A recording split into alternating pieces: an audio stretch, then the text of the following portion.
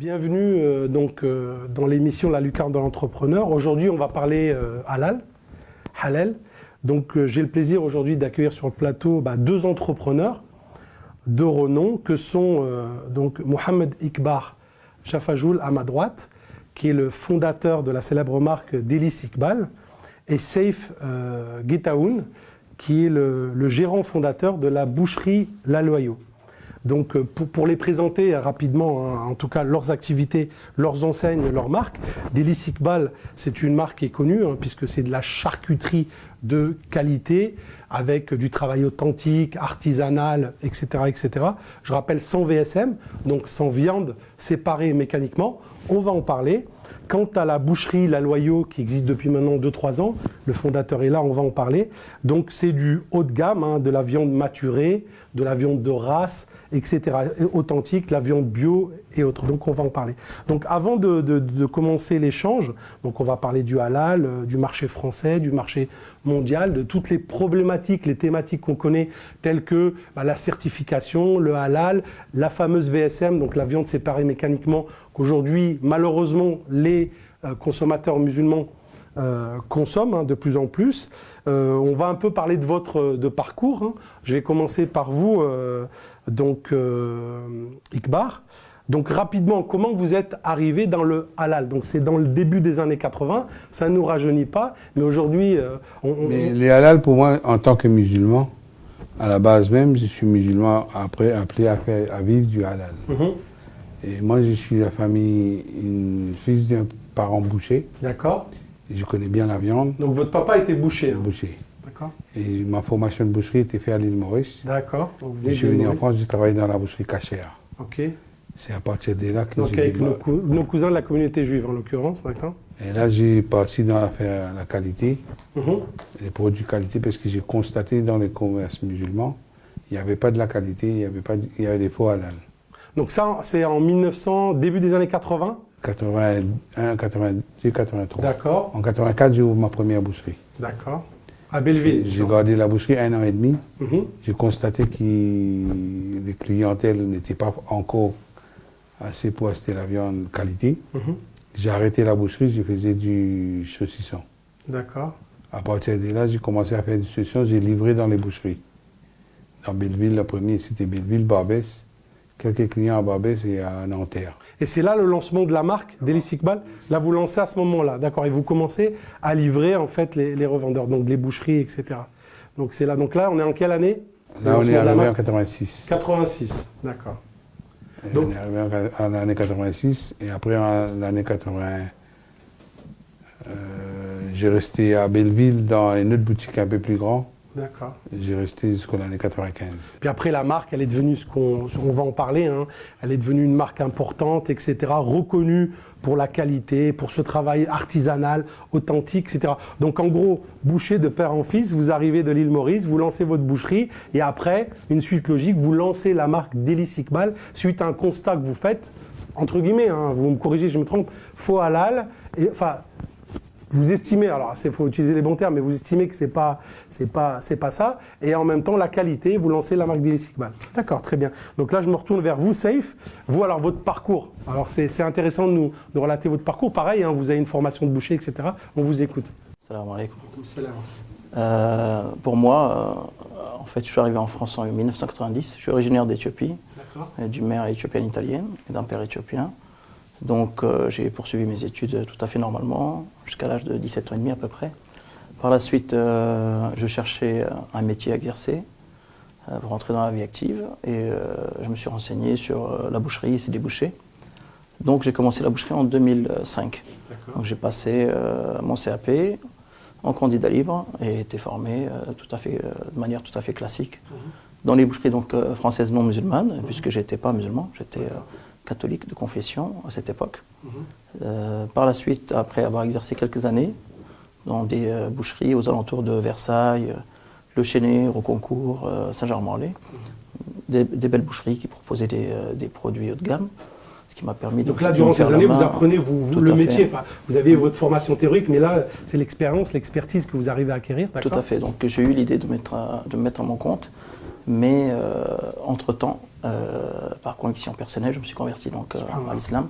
alhamdoulilah. Donc, par la suite, j'ai travaillé dans le halal, tout à fait logiquement. D'accord. Pour que ça corresponde à mon éthique islamique. Tout à fait. Donc, c'est à ce moment-là, en 2008, donc, que j'ai fait le constat de ce que c'était le marché halal et la boucherie halal qui était proposée à cette période-là. Et je voyais qu'il manquait... Et là, vous faites un constat, le constat cru qu'on fait tous, oui, tout à fait. Tous les produits que j'avais connus auparavant, je ne les retrouvais pas, alors que c'est des produits français, nés, élevés, abattus en France. Et on est reconnu pour cet artisanat mondialement. Ah oui. Voilà, surtout il y a un vrai savoir-faire. Tout à fait, surtout sur la boucherie, encore plus que sur les autres métiers gastronomiques, on va dire. D'accord. Voilà, donc je me suis mis à mon compte, là, vous incessamment lancez, sous peu. Voilà. En 2008, ma conversion. En 2010, une première boucherie, la Villetaneuse, que j'ai tenue 3 ans. J'ai revendu en 2013 pour passer à l'étape suivante, qui était la qualité au-dessus, ce que j'ai toujours voulu faire. Mais je préparais, en fait, que ce soit la main-d'œuvre ou l'approvisionnement de ces produits. Donc là, vous lancez donc, la boucherie La Loyau. C'est ça, à Villeneuve-la-Garenne en 2015. D'accord. Donc rapidement, on va commencer par vous, et puis après, il va vous expliquer. Au niveau de alors, le concept, qu'est-ce qu'on trouve dans la boucherie La Loyau? Rapidement, vraiment en 2 mots, parce qu'il faut qu'on avance. Alors, premièrement... Quel est votre... Enfin, c'est quoi vos éléments de différenciation? C'est quoi? Qu'est-ce qu'on trouve? On s'est fait un cahier de charge interne, qui est de faire que des produits français nés, élevés, abattus en France. Pour la grande majorité, à quelques exceptions près. Si on trouve des produits d'exception ailleurs, comme une charcuterie qu'on a d'Andalousie, Balkis Gourmet, pour ne pas la nommer. Sinon, au-delà de ça, on fait que de la race à viande et que des femelles. Donc les femelles dans le bovin, c'est ce qu'il y a de meilleur. Le mâle, justement, c'est ce qui se fait à 80% chez les musulmans, mais qui est moins qualitatif. Donc là, vous êtes directement, en l'occurrence, pour tout ce qui est bon, vous êtes directement en liaison, en relation avec les agriculteurs? Alors, on a 2 types d'approvisionnement, ou en abattoir, avec des abattoirs qui ont déjà des certifications connues et reconnues, avec un cahier des charges qui nous correspond, sans assommage, sans électronarcose pour la volaille et autres. Donc, avec ces abattoirs-là, qui sont déjà existants, et pour les produits plus exceptionnels et beaucoup plus rares, qu'on ne propose pas dans ces abattoirs-là, on va en direct éleveur, voir des éleveurs, même leur donner un cahier des charges à suivre au niveau de la nutrition pour qu'on arrive à un rendu voulu de notre part. Voilà. Et on achemine la bête et on la sacrifie de façon rituelle. Délice Ikbar, en quelques mots, alors c'est parce qu'il y a un savoir-faire, hein, c'est ça qu'aujourd'hui on connaît par rapport à d'autres marques qui font aussi de la charcuterie, qu'on trouve en grande distribution, il y a un savoir-faire qui est authentique, qui est artisanal. Alors c'est quoi le concept? Moi déjà j'étais boucher, je connais bien la viande. D'accord. Et j'ai choisi la qualité des viandes pour faire la production. Déjà la qualité de la viande. J'ai fait une formation de la charcuterie. Et déjà dans le cachère, je faisais la charcuterie. J'ai fait une formation après en dehors, c'est les Européens, c'est les Français. D'accord. Après j'ai suivi une formation d'apprentissage pour fabriquer la charcuterie. Comme je suis assez autodidacte, je connais bien la cuisine, j'ai un peu adapté. Et je suis arrivé à faire des produits depuis 30 ans. Mais aujourd'hui, comment vous arrivez à faire des produits? C'est des produits de qualité. Bon, déjà, dans vos produits, il n'y a pas de viande sans VSM. Sans VSM. Sans colorant. Sans colorant. D'accord. Sans VSM, sans colorant. Et après, il y a un savoir-faire. Enfin, vous n'allez pas le partager avec nous aujourd'hui, mais il y a des recettes que vous avez inventées, que vous avez mis en place. C'est vous qui avez mis en place? Ouais, des recettes, j'ai mis au point. Parce qu'il y a déjà dans la production, je ne cherche pas la rentabilité du produit, je cherche la qualité du produit. La qualité du produit. Donc là, vous avez mis en place, vous avez inventé en fait des process, d'accord, artisanaux, etc., qui permettent, au-delà de la matière première, la technique de production. La technique, voilà. La technique de production, j'ai eu beaucoup de contact avec les Allemands et les Français dans les réglages de machines, les réglages de fours. J'ai eu beaucoup des amis qui m'ont aidé. D'accord. J'y arrivé, quoi. D'accord. Donc aujourd'hui, on a un produit qui est de qualité, qui est authentique, qui est fait de manière artisanale. Les produits d'Hélice Iqbal, malheureusement, moi je suis un consommateur, hein, mais malheureusement, on ne les trouve pas en grande distribution, etc. On les trouve aujourd'hui dans la boutique à Pantin, sur le site internet, chez certains revendeurs. Et moi, j'avais une conviction pour faire du halal, on ne peut pas rentrer au grand surface. Parce qu'il y a cahier des choses, c'est difficile à respecter. Parce que si tu as un contrat de 25 tonnes de produits à faire en halal, t'as 10 tonnes de viande, comment tu vas faire? C'est pour ça que ça ne m'intéresse pas de rentrer parce que c'est eux qui imposent un prix, un bas prix. Et là, tu vas détruire la qualité. Oui, tout à fait. C'est pour cette raison qu'on n'est pas dans les grandes surfaces. Ah, c'est vrai que les grandes surfaces, voilà, quand d'un côté. C'est pas l'argument des ventes, parce que quand tu vois, si on va développer dedans, quand tu as des musulmans qui viennent chez toi, il est en face de toi, c'est un musulman qui achète du halal. Quand il va à la grande surface, il achète au comptoir. Il achète un ticket halal. Là, vous avez le contact avec le client. Ce que vous voulez dire, c'est que voilà, il y a le contact avec le client. Et nous, en tant que commerçants, nous-mêmes, on a des contacts. D'accord. Au service direct. Donc on parle du halal, pareil, hein, là on débat, on échange. Aujourd'hui, c'est un business dont on parle beaucoup, le halal. Hein. Il y a plein de chiffres qui sont lancés, etc. Moi, il y a des questions que j'ai envie de vous poser. C'est tout simplement quel constat? Saïf, en l'occurrence, aujourd'hui, quand on vous parle du marché du halal en France, dans un premier temps, qu'est-ce qui vous vient à l'idée? Quel constat vous faites en tant que professionnel? Il y a 2 points à voir. Si c'est au niveau du chiffre d'affaires, il est en constante progression, comme on le voit, donc c'est plutôt positif. Maintenant, ce qu'il faut améliorer, et ça c'est le 2e point, ce serait peut-être la qualité des produits proposés et la transparence sur ces produits, sur la manière d'être fabriqués et puis la provenance des viandes. D'accord. Voilà, c'est ça qu'il faudrait améliorer. Donc, et troisièmement, un 3e point, c'est de se former assez pour pouvoir prétendre être artisan. Donc revendre des produits qu'on connaît et dont on connaît le procédé de fabrication. Voilà. Ce qui n'est pas toujours le cas parce que tous les revendeurs ne sont pas forcément du métier. Parfois il y a des hommes d'affaires qui ne sont pas bouchers ou autres et qui ouvrent des boucheries. D'accord. C'est ça qui est important. Pour vous, Iqbar, justement, par rapport à la délice Iqbar, on en parlait tout à l'heure en off, dire que vous mettez un point d'honneur à tout ce qui est formation. Vous estimez qu'aujourd'hui, dans le métier, il n'y a pas de gens qui sont assez formés. Dans votre entreprise, par exemple, les gens, voilà, ils sont formés. Ils ont 18 ans avec moi. D'accord. Il y a des ouvriers qui sont restés 18 ans, 15 ans, 18 ans avec moi. Ils sont formés. Et ça fait marcher la société, ils respectent mon point de vue. Là, oui, là, ce que vous avez mis comme process. Ils respectent, c'est pour ça. Et au niveau, alors on va commencer, parce que vous disiez, quand on parle, le constat qu'on fait, c'est aussi c'est l'origine. Dire que la matière première, j'imagine que vous vérifiez, vous validez. Il faut savoir acheter la matière première avant dans la qualité. Tout à fait. C'est pas acheter un prix. Parce que si on achète un produit qui a un prix, on n'achète pas la qualité. C'est pas parce que c'est de la charcuterie, il faut acheter la bas de gamme. C'est pas parce que c'est de la charcuterie, il faut prendre la vaste laitière. Tout à fait. C'est ça les buts. Nous, on est du métier. On fait attention en tant que musulmans du métier. Mais il y a des hommes d'affaires qui, comme il a cité CF, qui ne sont pas du métier. Pour eux, c'est des hommes d'affaires. C'est un prix et n'importe quoi. Oui, mais aujourd'hui, parce que vous essayez de faire de la qualité, mais est-ce que la majorité n'est pas dans votre cas? La majorité aussi. Aujourd'hui, des acteurs. C'est-à-dire qu'on trouve de tout, entre guillemets, n'importe quoi, même si j'aime pas le terme, dans le halal aujourd'hui. La question serait comment faire pour changer cela? La clé, c'est l'information. Donc, à savoir que ces industriels-là, si aujourd'hui ils ne s'imposent pas cette qualité ou cette éthique, d'éliminer par exemple la VSM, ce qu'il faudrait faire, c'est renseigner assez le client final, donc le consommateur musulman, de ce que c'est que la VSM.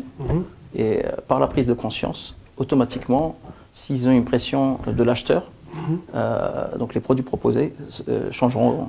Encore une fois, la VSM, donc viande, vous pouvez nous expliquer, alors vous en l'occurrence, ce que c'est, peut-être l'un et l'autre, viande séparée mécaniquement, c'est quoi exactement? Parce qu'on parle d'informer, c'est quoi exactement? Qu'on comprenne bien. Alors, la viande séparée mécaniquement, c'est en général, on va prendre l'exemple du poulet. Donc, sur un poulet, vous voyez bien qu'il y a des filets de poulet, la poitrine. On enlève cela, on les vend à part, en détail, les cuisses, les ailes, et il reste la carcasse, sur laquelle est accroché un petit peu de viande, la peau, les cartilages et autres. Cette carcasse est vendue à très bas prix, parce qu'elle est destinée normalement à ne pas être consommée. Elle est impropre à la consommation. Si on veut faire un minimum attention à notre santé, c'est pas ce qui est recommandé, ça c'est sûr. Tous les professionnels nous le diront, de la santé ou de l'industrie agroalimentaire. Donc, ceci est vendu à un prix très bas, ce qui permet de fabriquer et d'avoir un coût de production et de produits finis très bas. Et c'est là où intervient la charcuterie, en l'occurrence, qui va être mélangé à des colorants, à d'autres épices, et conservateurs et autres, et qui va être transformé. Donc une fois transformé, on ne reconnaît pas ce produit, il est étiqueté sous l'appellation VSM, viande séparée mécaniquement. Elle n'est pas que séparée, elle est broyée à haute pression, et dedans on peut se retrouver de la peau, ou du cartilage, ou de l'os. D'accord. Voilà. Et c'est ces produits qu'on retrouve, hein, c'est ça, Iqbal? C'est ces produits qu'on retrouve, vous savez, sous forme de ce qu'on appelle les saucissons, qu'on retrouve dans tous les supermarchés, qui valent 1 ou 2 euros pièce. Non, ça vaut 70 centimes. 70 centimes. Et pour moi, la VSM, au départ de la VSM, c'était la poubelle des abattoirs. C'était les carcasses. Volaille séparée mécaniquement, c'est pas viande. Volaille séparée mécaniquement. C'est pour ça qu'il s'appelle VSM. J'ai tiré parce que la VSM, dans le bœuf, il n'y en a pas. C'est interdit. Dans les moutons, c'est interdit. Qui dans la volaille, qu'il y en a, et dans le porc. D'accord. C'est nous, les Donc à l'origine, c'est destiné à la poubelle. Dans les cahiers de charges des fabrications de charcuterie, c'est interdit dans les cahiers de charges français. La VSM, c'est autorisé 30% dans les hot dogs. Que du hot dog, dans les cahiers de charges français. D'accord. Pour les musulmans, il n'y a pas de cahier de charges. Dès que tu mets un ticket halal, il n'y a aucune loi. C'est pour ça que les gens qui font du caché à la VSM, ils arrivent à les faire. Depuis en Hollande, ils fabriquent, en Belgique, ils fabriquent, en France, ils fabriquent, en Angleterre, ils fabriquent. Tous les pays d'Europe, ils fabriquent pour vendre avec les musulmans. D'accord. Parce qu'ils ont un ticket halal là-dessus. Mais d'accord. Donc aujourd'hui, la VSM, pour bien comprendre, on la retrouve que chez les musulmans? C'est les musulmans dans les commerces. D'accord. Là, aujourd'hui, la VSM, il est transformé en nuggets cordon bleu, saucisson, mortadelle. Les saucissons, même dans les jambons en fait. Même dans les jambons de volaille, ils ont mis 30%, 40% pour faire un prix très bas. Mais alors, pourquoi est-ce que les musulmans consomment encore de la VSM? Parce qu'ils ne sont pas... moi, ça fait 35 ans depuis que j'explique la VSM. C'est impropre à la consommation. Vous avez 35 ans, vous dites que c'est pas bon, que c'est impropre. J'ai dit c'est impropre à la consommation. Mais on vous entend pas assez, hein. J'avais 35 ans, j'explique aux gens, je dis... Jusqu'à aujourd'hui, les gens posent la question, c'est quoi la VSM? Les musulmans, quand on va toucher à leur portefeuille, ils ne comprennent plus. Mais est-ce que vous pensez, donc je vous pose la question, est-ce que vous pensez que les musulmans, s'ils étaient informés des méfaits de cette matière première impropre à la consommation, bien qu'il y ait un prix hyper intéressant, est-ce qu'ils achèteraient quand même le produit s'ils étaient informés? Très peu, je pense, très peu. Donc c'est un problème d'information. Justement, alors l'information, au passage, je salue M. Iqbal d'avoir fait ce travail, d'avoir été le précurseur dans ce domaine. Depuis des décennies. Depuis des décennies, j'étais à peine né quand il a commencé vous ne savez même pas ce que c'était que la VSM. Ce combat, tout à fait. Voilà, il était bien avant la mode de la discussion de la VSM, opposé à cela, et il l'a prouvé par son travail. Et pour revenir aussi à Oumma TV, vous avez reçu avant nous donc un acteur du halal qui était Bilal de l'association Ashahada, qui eux aussi, dans leur cahier des charges, ne font pas de VSM. Et par cette émission, on a pu constater qu'il y a des changements dans les comportements des achats des consommateurs musulmans. Voilà. Ce qu'il faudrait, c'est continuer à faire cette information. Tout à fait. Donc là, aujourd'hui, on lance un appel. Mais est-ce que les acteurs, parce qu'on peut en parler, les acteurs, parce qu'aujourd'hui, quand on parle du halal, on peut pas, on est obligé, il y a les industriels, il y a les distributeurs, il y a les fabricants, mais il y a aussi les organismes de certification. Les organismes de certification, est-ce qu'aujourd'hui, ils n'ont pas un devoir? Est-ce qu'ils ne doivent pas communiquer? Parce qu'il y a certains organismes, on peut les citer, on les a cités dans d'autres émissions, il y a aujourd'hui certains organismes connus et reconnus qui, eux, acceptent de certifier le produit matière première VSM et d'autres pas, qui en ont fait leur leitmotiv, leur communication. On parlait de Shahada, aujourd'hui, eux, ils certifient que des produits qui ne sont pas à base de VSM. Mais d'autres, beaucoup d'autres, ils ne le font pas. Est-ce qu'ils n'ont pas une responsabilité, clairement? Alors, à un moment donné, une responsabilité, certes. Maintenant, il faut séparer deux choses, il faut bien nuancer.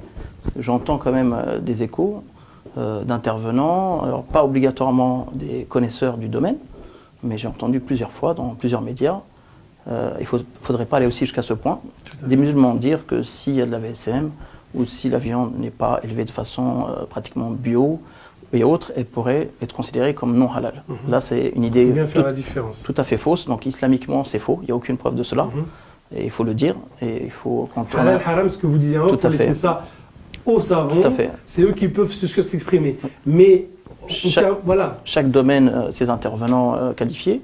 Donc dans l'islam, c'est les savants et c'est à eux de déterminer avec des preuves ce qui est halal ou haram. Donc je rappelle cela à mes frères et sœurs.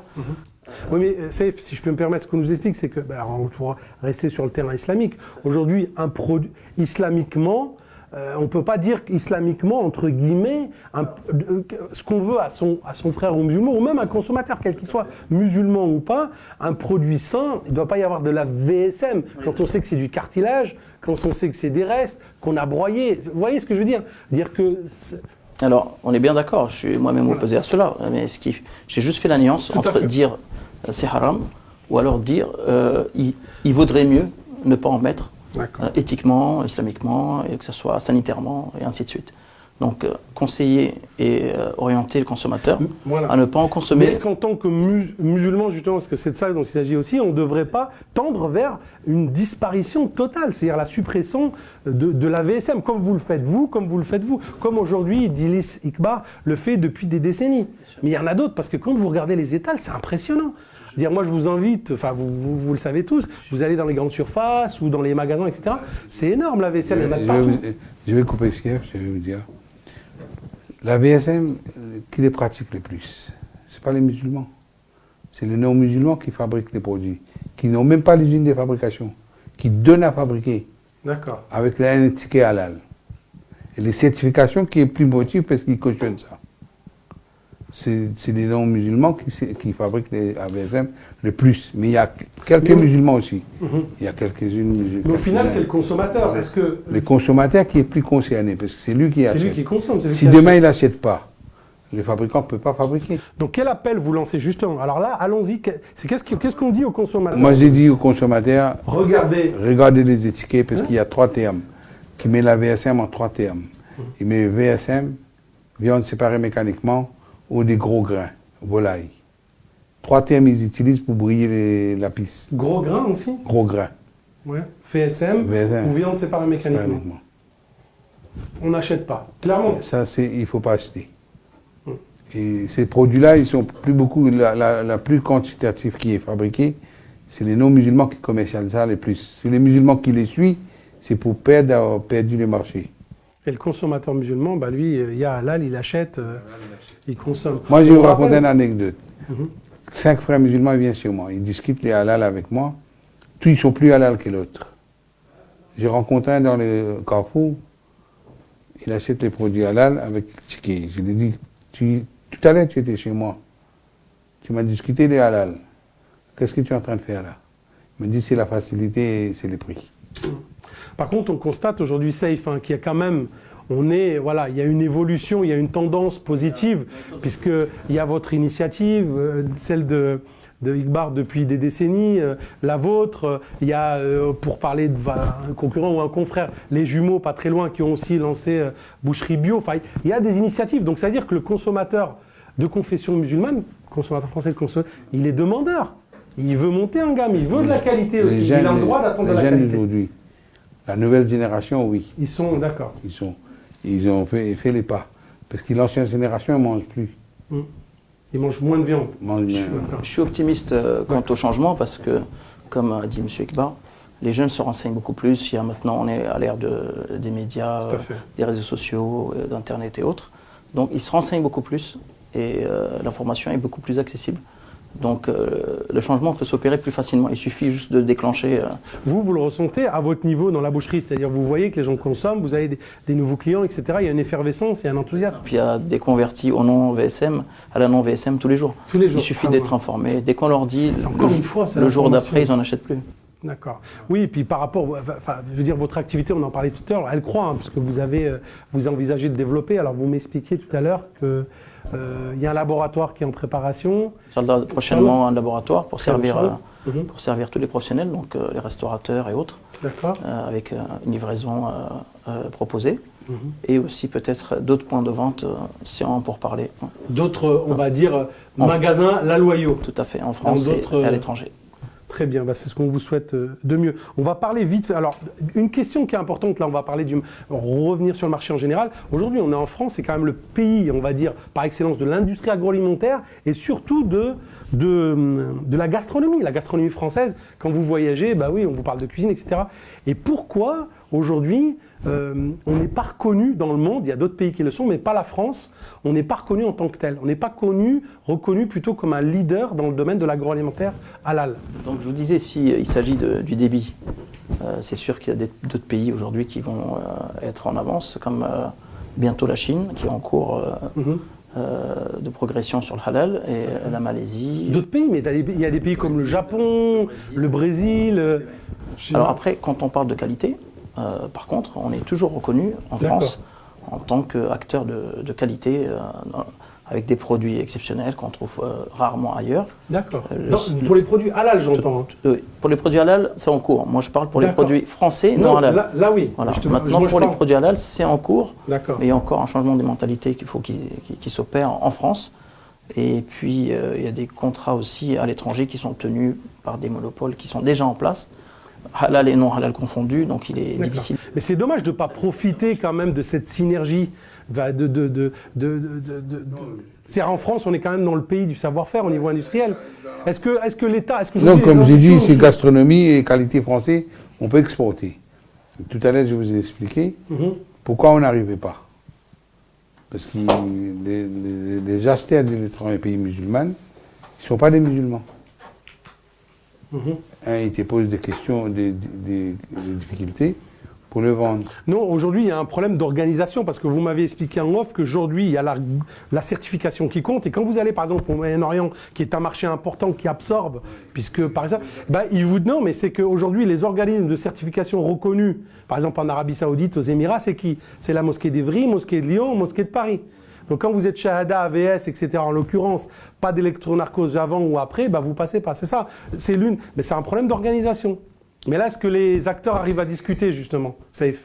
Il faut une volonté de la part de l'acheteur de travailler. Non, je veux dire, c'est un problème d'organisation. Pourquoi aujourd'hui les acteurs, les organismes ne discutent pas entre eux, n'arrivent pas à mettre en place une charte unique? C'est en discussion, mais c'est très difficile. Les intérêts sont divergents parfois, et les points de vue aussi, donc c'est très difficile de mettre tout le monde d'accord. Ne serait-ce que sur la définition du halal en France, déjà, parce qu'aujourd'hui, on peut étiqueter halal quelque chose qui a été abattu de façon électronarcosée ou autre. Ça, c'est incroyable. Il n'y a pas une charte, et ça arrange beaucoup. Il y a beaucoup d'industriels. Regarde, on va expliquer un produit comme la dinde. On n'arrive pas à avoir la dinde sans électronarcose en France. La dinde? La dinde. Sans électronarcose? On n'arrive pas. D'accord. Il faut aller en Roumanie, ou en Pologne, ou en Hongrie. On rappelle, parce qu'on parle d'électronarcose, qu'on comprenne bien. Parce qu'il y a des textes de loi. Aujourd'hui, on ne peut pas égorger sans électronarcose, en France. C'est pas une loi, c'est un décret, tout à fait. Ouais. Il y a une dérogation possible, mais c'est difficile. Et l'État, aujourd'hui, ne facilite pas cette aucun abattoir pouvait prendre des risques. Si, il y a une dérogation pour le bedding, pour la communauté juive, on est d'accord. Tout à fait, Il n'y a qu'eux, ils peuvent faire sans électronarcose. En dérogation. Pour le halal, c'est pas le cas encore. La quantité, c'est pas énorme. Il prend un abattoir, toute l'année, il fait sans électronarcose. D'accord. Il y a une question de débit et un cahier des charges qui est installé. Au départ, quand vous avez des petits abattoirs avec un petit débit, on ne s'occupe pas trop de vous. Donc, vous avez une dérogation, ça peut aller. Maintenant, si vous augmentez la cadence, ils imposent un nombre de temps entre chaque volaille pour qu'elle ait le temps de mourir sereinement, d'après donc, leur dire. Donc, si vous accélérez la cadence, il n'y aura pas ce temps de respecter. C'est ce qu'ils vont donc prendre comme prétexte pour dire qu'on ne peut plus pratiquer l'abattage rituel. D'accord. Voilà. Alors, on arrive sur la fin. J'ai envie de vous poser à l'un et à l'autre. C'est-à-dire, en gros, qu'est-ce qu'il faut faire? Vous êtes des professionnels, vous êtes du métier, vous êtes... Voilà. Qu'est-ce qu'il faut? Quels sont les axes d'amélioration? Alors, au niveau du halal, au niveau de la VSM, alors, plusieurs questions en une, mais on va peut-être... Qu'est-ce qu'il faut améliorer aujourd'hui? Quel axe d'amélioration? Saïf? Alors, dans un premier temps, on est musulman, donc on a une éthique. Donc, en premier, on sait que tout se fait par le fait d'une intention pure à la base. Donc il faudrait que chacun prenne conscience de ses responsabilités quand il vend un produit, qu'il soit renseigné sur ses droits et ses obligations, islamiquement parlant et même étatiquement parlant, si on peut dire. Donc, c'est le premier lieu à améliorer, connaître son métier avant de se lancer dans un métier. Souvent, je dis cela en connaissance de cause. Ben oui. Voilà, donc on sait qu'il y a beaucoup d'acteurs qui ne sont pas de ce métier-là, donc l'amour n'y est pas dans la fabrication. On voit que le rendement, on ne peut pas obtenir des résultats avec une intention à la base qui va être que financière. Même nous, on a besoin de ce côté financier pour vivre. Ben oui. Il n'est pas interdit, mais il ne faut pas le mettre en avant-plan, en avant-première, en plan principal. Premièrement. Deuxièmement, comme je vous ai dit, les acteurs aujourd'hui dans le halal, les distributeurs, les 3 plus gros distributeurs sont non musulmans. Donc le marché ne nous appartient pas. Il faudrait se le rapproprier. Donc Daniel Herzog pour Isla Délice. Ouais. Donc pour Wassila, je vais oublier le nom, l'acteur Wassila, c'est la marque de Casino. Tout à fait, c'est la marque de Casino. Et oui, le propriétaire de Casino, j'ai oublié le nom. Et aussi Regalal. Regalal, tout à fait. Oui. C'est Regalal, c'est la marque de. Alors, c'est la marque qui était certifiée, je crois, à un moment donné par la mosquée de Lyon. Mosquée d'Evry, un premier temps, et je crois mosquée de Lyon. C'est AVS qui a mis en place. Au début, c'était AVS. Ouais. Ça a été lancé avec la marque AVS. D'accord. Donc, la même chose pour vous. Iqbar, qu'est-ce que vous voyez comme. Vous qui êtes en plus à plus de 30 ans dans le métier, qu'est-ce qu'il faudrait changer pour qu'on avance dans le bon sens, que vous expliquez depuis pas mal de temps? Pour moi, c'est la question que vous avez, les marchés, ça concerne les clients. D'accord, c'est le client. C'est les clients. Si les clients n'achètent pas, il n'y aura pas. Celui qui a mis un produit qui est bas de gamme, qui n'est pas certifié halal, qui n'est pas qualitatif, les clients n'achètent pas, ça va s'arrêter. Donc le client, il doit... Ça dépend des clients, c'est les clients qui décident. C'est ça en fait. Hein. Ouais. Aujourd'hui... Donc le client, en gros, il faut qu'il arrête d'acheter les yeux fermés, il faut qu'il se renseigne. La formation, elle est là, parce qu'on dit qu'il faut informer. Mais l'information, elle existe. Non, tu sais, la vérité, il est devant toi. Quand tu rentres dans une boucherie musulmane, tu dis salam alaikum, les gars te répondent alaikum salam. Et tu lui poses la question, c'est halal? Il te dit oui, c'est halal. Mais qu'est-ce que tu vas chercher plus? C'est la viande.